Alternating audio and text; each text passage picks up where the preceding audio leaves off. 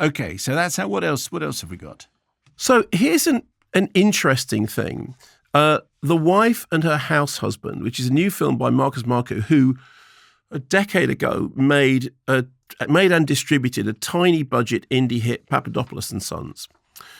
The new film, The Wife and Her House Husband, I just want to make sure I'm getting that title absolutely right, The Wife and Her House Husband, I am, is being distributed in cinemas with a short film that's on YouTube. The short film is called Two Strangers Who Meet 5 Times. And apparently on YouTube, it has close to 3 million views, which is kind of interesting. And you can see why, because it's a very well done short film. And it sort of intersects with this in a number of ways. So in the case of the new film, The Wife and Her House Husband, absolutely, rock bottom, low budget, stripped down entirely. So Lawrence Spellman and Laura Baston, we meet at the beginning.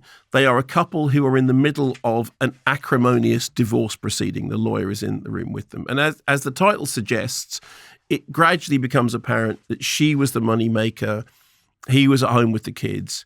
She has a letter that they wrote together that he has no memory of when they were first together, which says, if we ever split up, we must do the following things.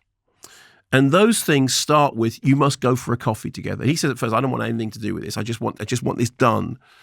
But he agrees to do it. So the first thing is to go for a coffee. And then the things that their past selves told their present selves to do become more intimate, more adventurous. And slowly the story starts to reveal itself, the way in which their lives were personally separated, in which they seemed to have an open marriage, you think. This strange sadomasochistic element that's reminiscent of one of the key themes of Eyes Wide Shut. The inevitable realization that actually what's going on isn't to do with that at all, but what it's really to do with is to do with facing grief and facing loss. Now, it's not perfect. There are things about it that feel too arch and too theatrical to convince. And of course, it's interesting, the writer-director is a playwright. And sometimes that stagey quality comes through. You can imagine this being performed as a two-hander in the Almeida, for example. But it is ambitious and it aims high with very, very scant resources.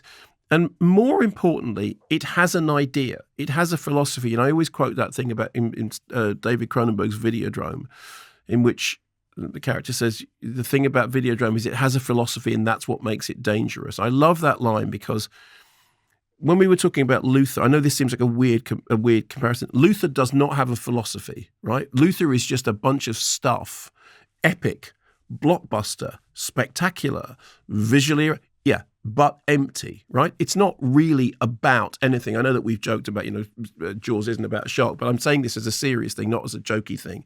Luther is not about anything. Scream is not about anything. Winnie the Pooh, Blood and Honey is not about anything. Champions is about something. As is this. It has an idea. It doesn't get it right all the time. And there were times that I found things didn't work and were a little grating. But I thought that it was an idea explored and expressed with very, very few resources. And I do think that the short film is really charming. And it was interesting seeing the two of them together. I'm a big fan of shorts being back in cinemas because it would be great if feature films had Pixar obviously do it all the time, but I'm talking about, dramatic shorts, featured for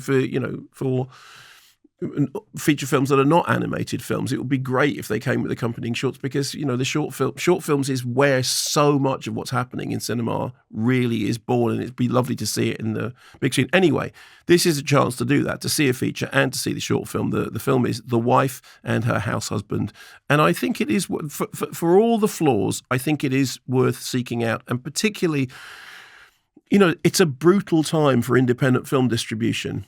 And it's good to see anyone having a crack and actually managing to get an audience. Thanks very much for watching this video. I hope you enjoyed watching it as much as we enjoyed making it. While you're here, check out all the other videos because they're cool too, aren't they? Yeah, and if you want to keep up to date with everything Kermode and Mayo's take, then check out our social channels. Why wouldn't you? I would. I have done. Excellent.